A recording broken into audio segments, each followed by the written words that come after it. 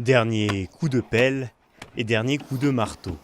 Après 5 jours de construction, ces 3 jeunes architectes viennent de finir la fabrication de leur propre cabane en bois. On voulait un projet qui raconte une histoire, peu importe où le randonneur ou le promeneur arrive. Donc quand on arrive en partie haute comme ici, on a plutôt le projet qui crée une ligne d'horizon et qui nous connecte directement au grand paysage avec le lac en fond, les montagnes.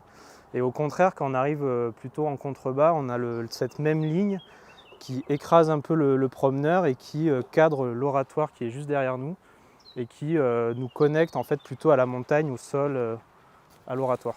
Ici, la structure est d'ailleurs pensée pour prendre un peu de hauteur. Cette ascension, elle se termine donc ici, sur cette sorte de passerelle, où là, le visiteur est accueilli, est invité à s'asseoir. Et ce visiteur-là, il va pouvoir aussi complètement réinterpréter ce lieu, c'est-à-dire qu'il va pouvoir se poser le soir, regarder les étoiles, méditer, ou au contraire se retrouver tous ensemble pour faire un pique-nique.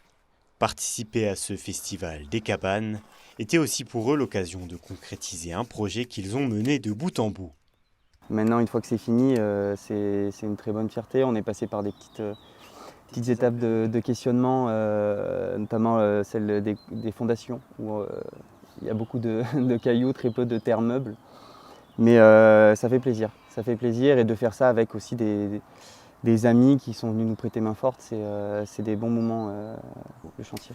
Le festival des cabanes est aussi une belle aventure humaine pour Zimo, une autre participante. Cette architecte chinoise a pour la première fois de sa vie posé ses valises en Haute-Savoie le temps du festival. C'est incroyable, en fait en Chine on n'a pas ce type de festival et c'est de bon pour les architectes et spécialement pour les jeunes architectes qui n'ont pas eu la chance pour faire un grand projet, mais une petite comme ça en réalisé, c'était super bien aussi. Les 13 équipes inscrites au festival fignolent actuellement les derniers détails. Dès le 1er juillet, les visiteurs pourront enfin découvrir toutes les cabanes disséminées aux 4 coins des sources du lac d'Annecy.